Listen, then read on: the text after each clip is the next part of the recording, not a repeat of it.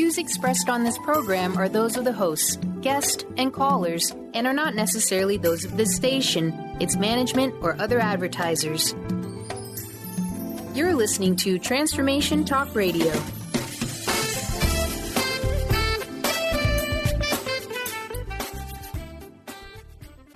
Moms, are you ready to become enlightened, empowered, and stress-free? Well, get ready because you are about to tune into vibrant, powerful moms helping everyday women create an extraordinary life with Debbie Pokornik. Each week, Debbie discusses topics to help you become self-aware, inspired, and on track to create the life you crave. It's time to stop settling and start thriving. And it all begins now on Transformation Talk Radio.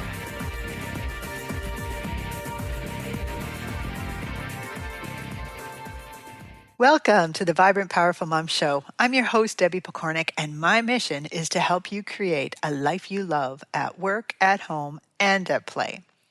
We are in the final section of my Break Free of Parenting Pressure series, where I'm reading you my Break Free book. And today we're starting part 4, which is all about you and looking after you, because you're an important part of this puzzle for sure. And it's also an area where most of us as mothers tend to struggle often in. It is the final section of the book, so I'm guessing that we only have 1 or 2 shows left in this series before returning to interviews and other updates. So if you've been following along since the beginning of June when we began this, you might be happy to hear that it's almost over, or you might be feeling like, oh no, I kind of enjoyed this. Whichever the case might be, we are going to continue on and see how far we get. So let's get right into it. Break Free of Parenting Pressures, Embrace Your Natural Guidance, Part 4, Caring for the Caregiver. Chapter 12, Controlling Our Personal Pressure. My Time-Out Penalty.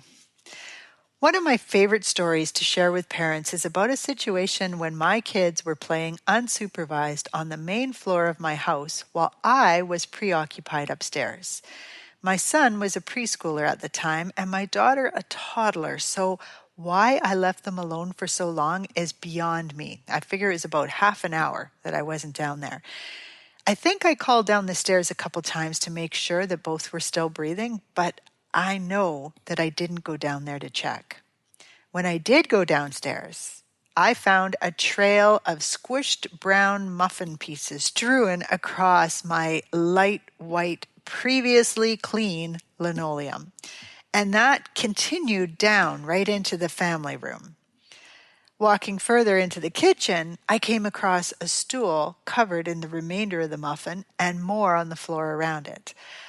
I let out a cry of frustration as my sock stuck to the floor from what I could only guess was spilled apple juice. Looking around, I could see glistening little puddles everywhere. I could also see my kids in the living room happily playing, so I headed in there to confront them. My son launched into this story. "Mommy, I got breakfast for me and I got muffins and juice and some apples," and as he excitedly told his story, his drinking box, which he held in his hand, moved back and forth, shooting juice on the carpet. I couldn't take it any longer. "Stop!" I screamed. "Just stop! You're getting juice everywhere. What a mess you two have made." My son stopped talking. With a shocked look on his face, he set down his juice, put his hands on his hips, and in a firm voice said, "Mommy, I think you need a timeout." Looking at him standing there, so confident and sure, I instantly knew he was right. I nodded my head, turned on my heels, and went into my bedroom for a timeout. Tears came to my eyes as I sat on my bed repeating my parenting mantra and feeling yet again like I had failed. After a couple of minutes, I heard my kids whispering outside my door. A moment later, there was a gentle knock. "If you are calm now, Mommy, you can come out," my son said. "And if you need a hug, we have one for you." I accepted that group hug, and then I apologized to my kids for losing my cool and yelling at them. We cleaned up the mess together and dedicated the rest of the morning to playtime. It was a learning experience for all three of us, and one that I fondly share with others. My parenting mantra, in case you're interested, was, I'm a great mom, I'm lots of fun, I keep my cool 'cause that's my rule. When I'd say it to myself, I'd try to picture myself relaxed and playing with my kids while repeating this over and over, aloud or in my mind. Be the elastic. Stress is a necessary and important part of living effectively.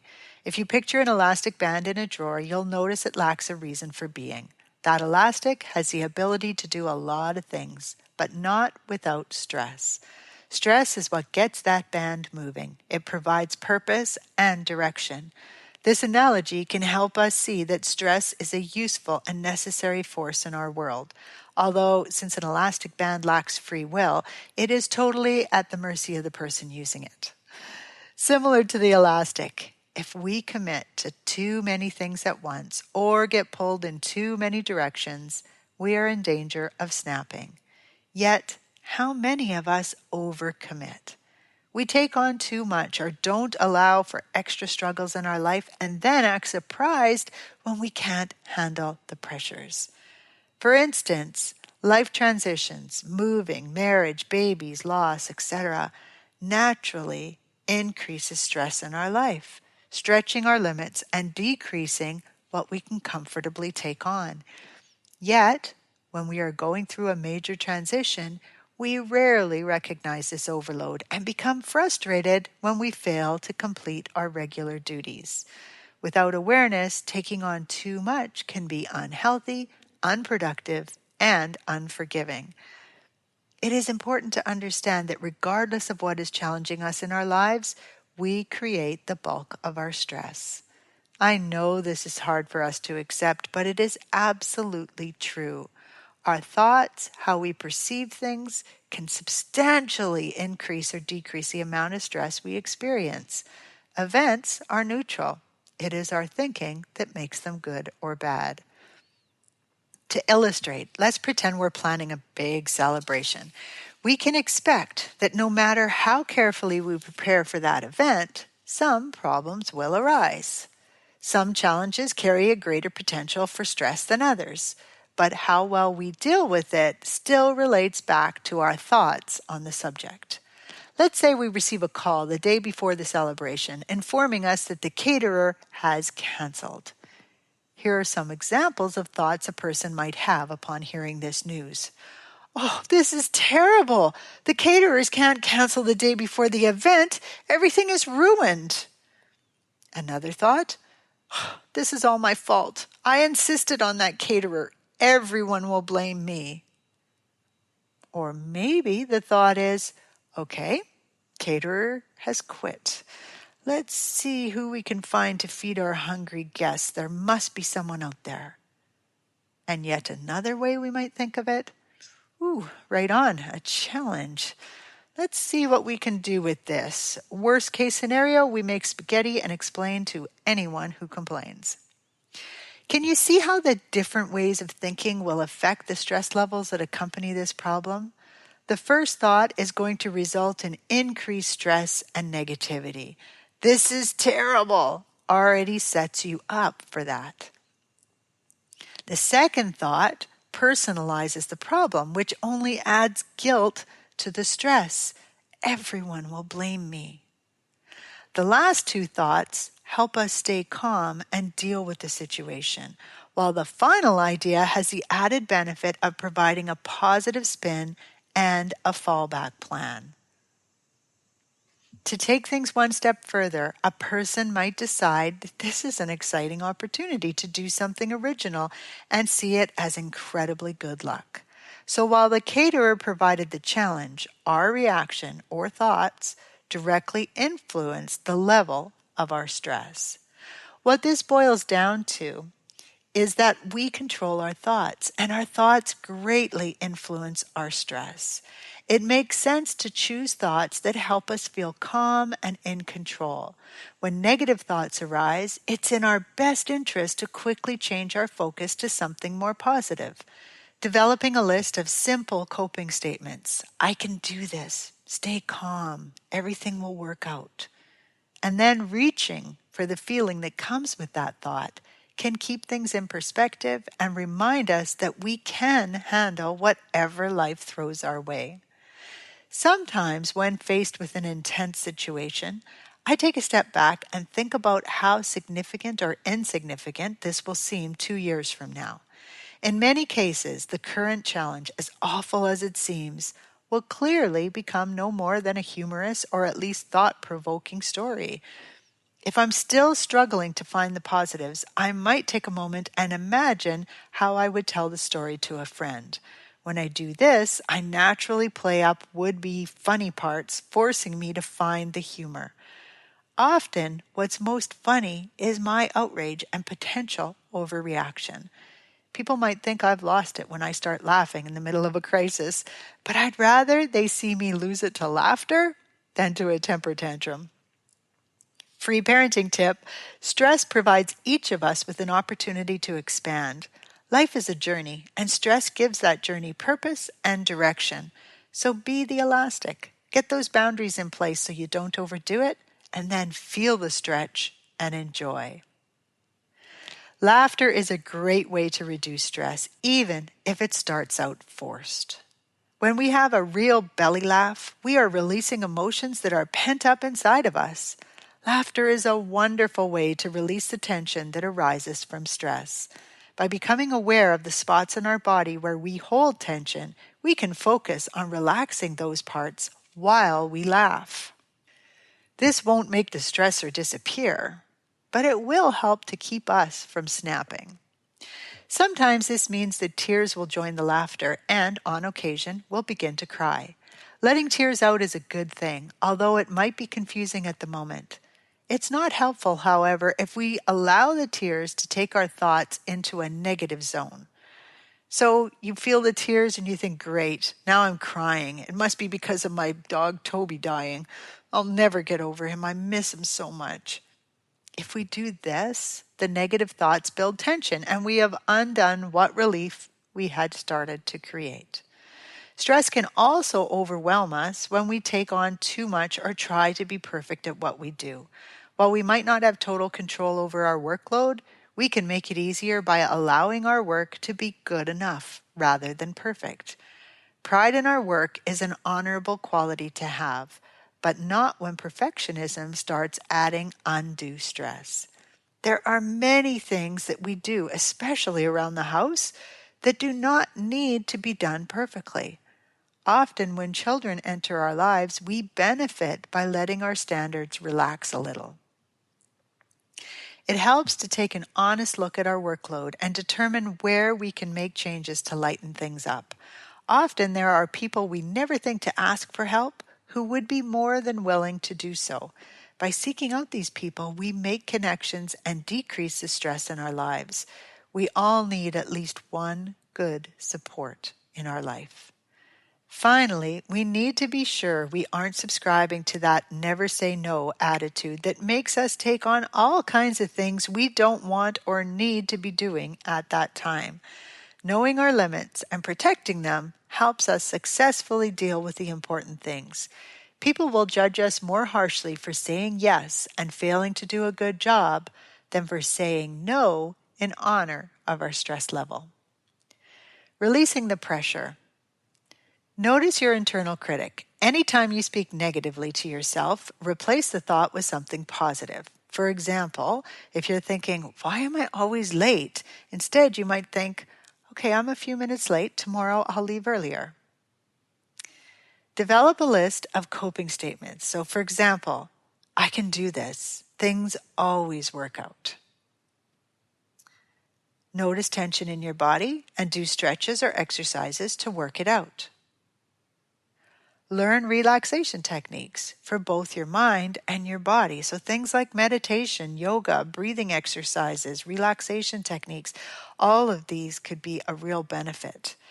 There's a lot of websites out there dedicated to these kind of resources. A really good one, if it's still around, is stress-relief-exercises.com. Use laughter to reduce stress, even if it starts out forced. And then finally, separate your to-do list into categories and then respond to them accordingly. So for example, things that must get done, you'll have a category that, for those things that must get done but that still seem insurmountable, you can break them down into smaller steps, ask for help when you need it, because that really is a sign of strength, and delegate wherever you can, then let it go. Another category you might have is things that should get done. So the first one was things that must get done. Now you're talking about things that should get done. And these are often tasks like washing the floor, and they can be overlooked for a day or two. If you have a few that feel like really strong shoulds, assign them a priority number and deal with them only when the musts are fully looked after. You can also delegate these tasks to others whenever possible. Another category would be things that would be nice to get done but are not absolutely necessary. These are really bonus tasks, and it's a good idea to remember that. If some of them are things you enjoy, put them in as a reward for getting a few items off your must list, and then do them guilt-free. Your final category, things that shouldn't even be on the list. Now, I'm not sure how these items get on our list, but somehow they manage. So try boldly crossing them off or writing beside them only when bored and all other tasks are completed. You could also try putting them in an envelope and mailing them without a stamp to the unnecessary task force.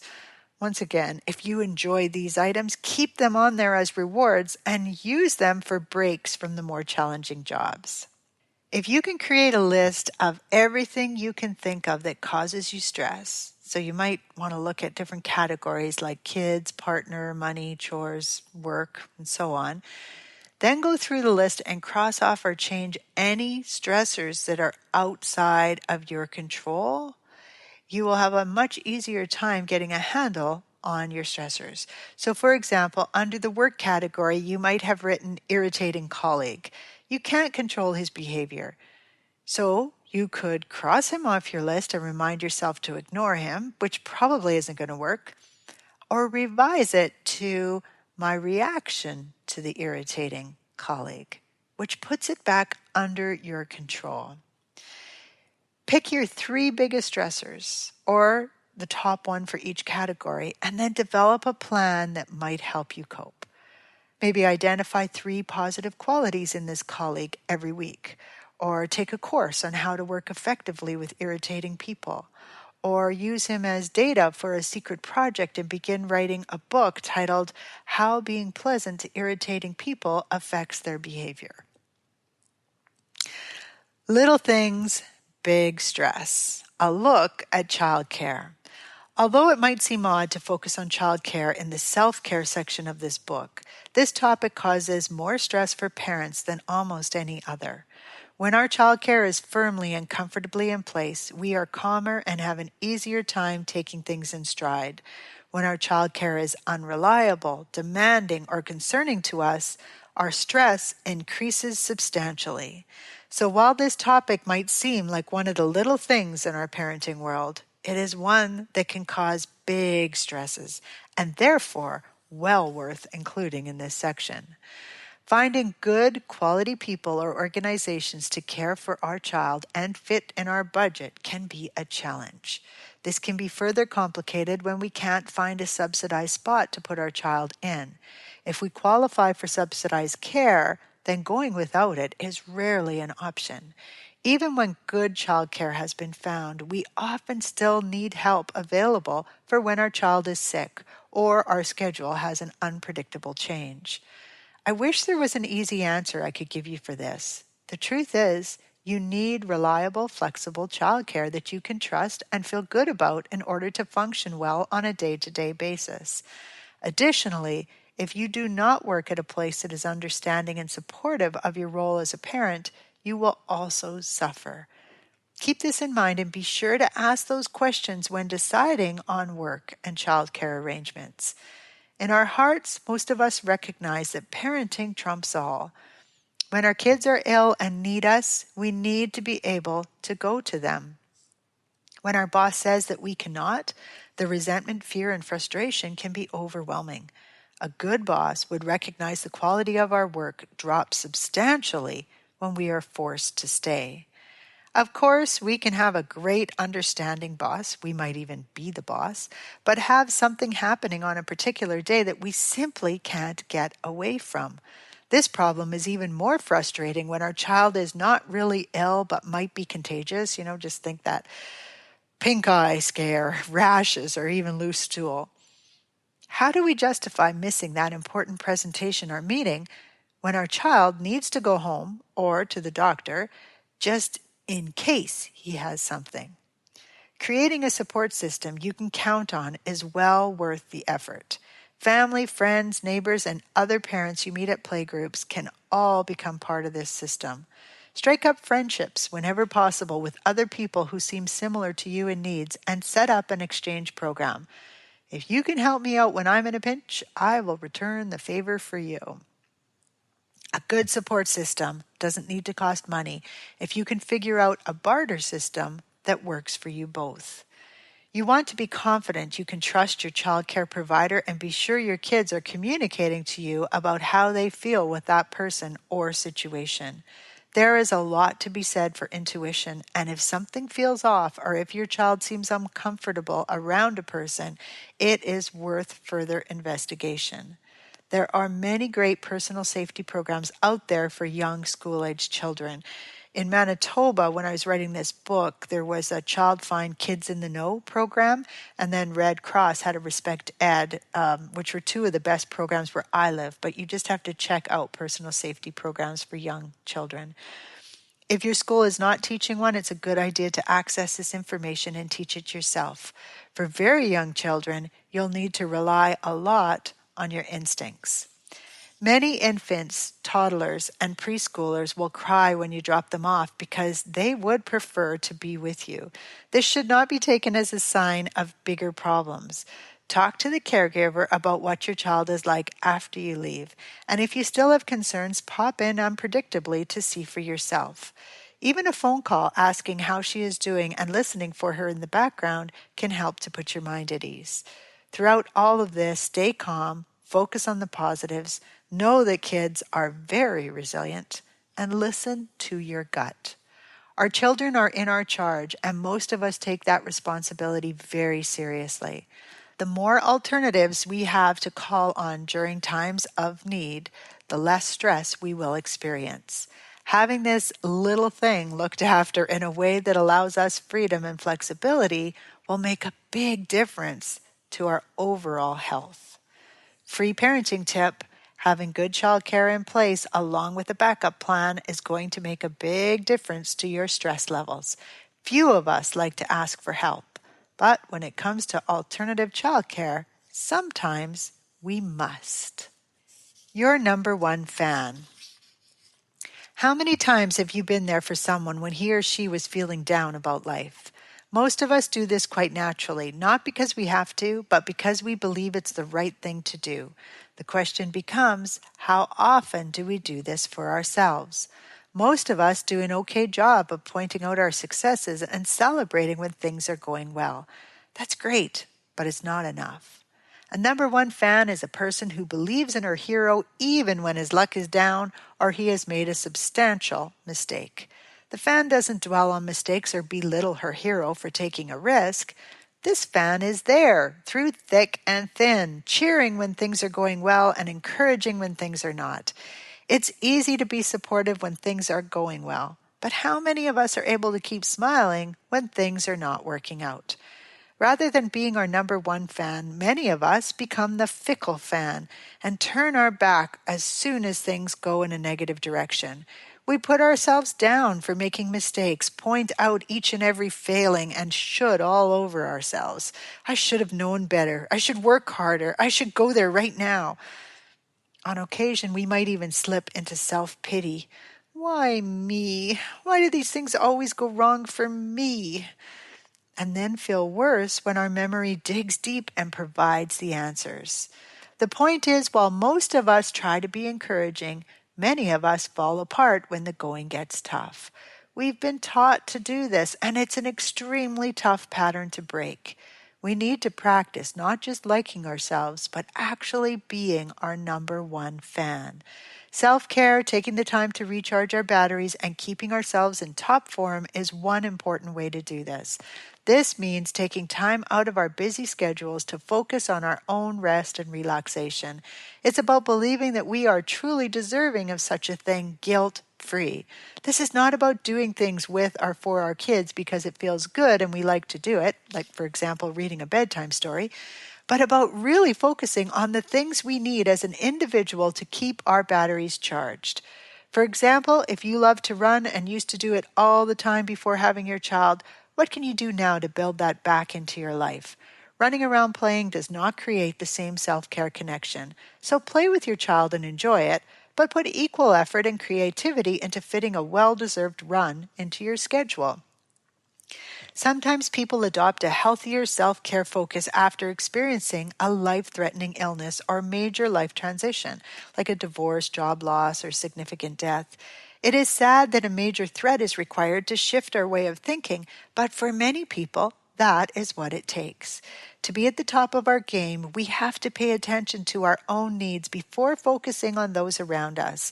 On an airplane, when they give the life-saving instructions at the start of the flight, they always remind us to put on our own oxygen mask before trying to assist others, even our children. They do this because if we are unconscious or dead due to lack of oxygen, we aren't going to be much help to anyone else. The message we get from this can be applied to every area of our lives.